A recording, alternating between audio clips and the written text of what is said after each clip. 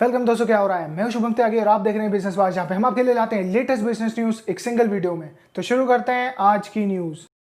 पहली खबर में फ्लिपकार्ट ने लॉन्च किया है एक नया प्रोग्राम स्टार्टअप्स को फंडिंग देने के लिए। प्रोग्राम का नाम है फ्लिपकार्ट लीप और इसके अंदर वो $25,000 तक की ग्रांट करेंगे सिलेक्टेड की गई कंपनीज को।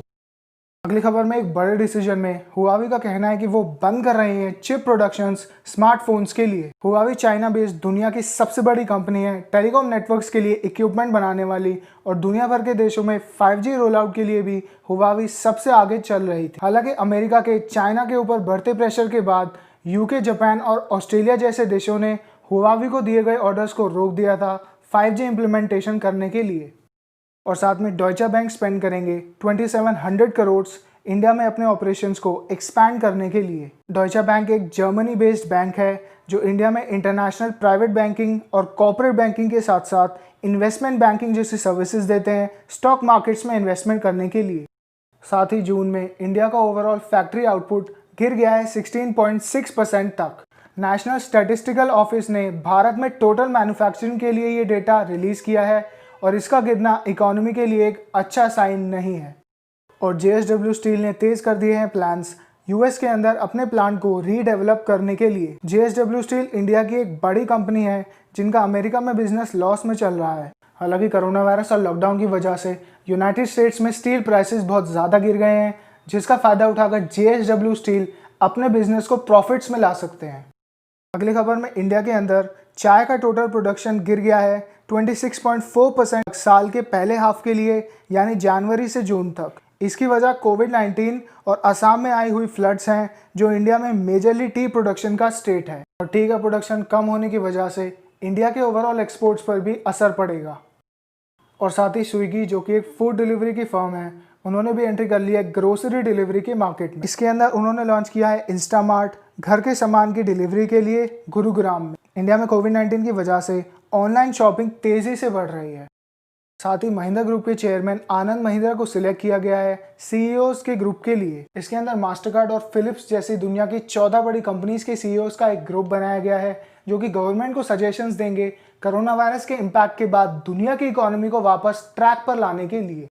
और अमेरिकन एक्सप्रेस अक्वायर कर सकते हैं कैबेज इंक को, जो कि छोटी कंपनीज को लोन्स देती है। इसके लिए कैबेज को $850 मिलियन का ऑफर दिया गया है, जिसमें जापान के सॉफ्ट बैंक का भी इन्वेस्टमेंट है। अमेरिकन एक्सप्रेस यूएस की एक बड़ी फाइनेंशियल सर्विसेज देने वाली कंपनी है।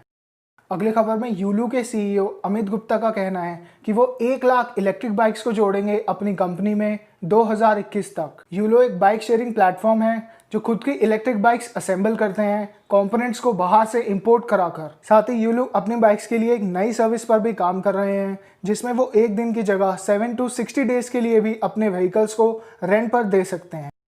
साथ ही सोनी पिक्चर्स नेटवर्क का मर्जर हो सकता है वाईकॉम 18 के साथ। वाईकॉम 18 इंडिया में कलर्स, CNBC और MTV जैसे चैनल्स चलाते हैं, और इसके साथ इन दोनों के OTT प्लेटफॉर्म्स यानी सोनी लाइव और वूड भी आपस में कंबाइन हो जाएंगे। और इसके साथ ही दोनों हॉटस्टार, नेटफ्लिक्स और ZEE5 प्राइम जैसी सर्विसेज को टक्कर देंगे इंडिया में तेजी से ग्रो होते हुए ऑनलाइन कंटेंट के मार्केट में।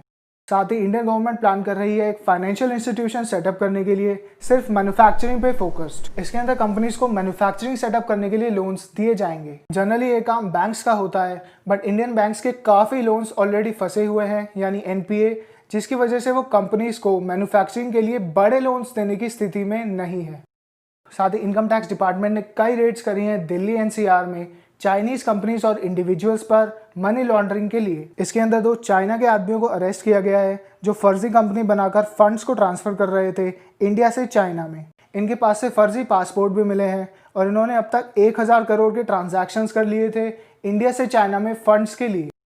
अगली खबर में DAC ने अप्रूवल दे दिया है इंडियन कंपनीज को मिलिट्री हार्डवेयर इक्विपमेंट के लिए, जिसकी वैल्यू है 8700 करोड़। इससे पहले डिफेंस मिनिस्ट्री ने 101 वेपन्स और प्लेटफॉर्म्स को बैन कर दिया था इंडिया में इंपोर्ट्स के लिए, जिसके बारे में आपने सुना ही होगा। इंडिया में डिफेंस इक्विपमेंट बनाने वाली कुछ बड़ी कंपनीज हैं BHEL, HAL और कल्याणी डिफेंस सिस्टम्स।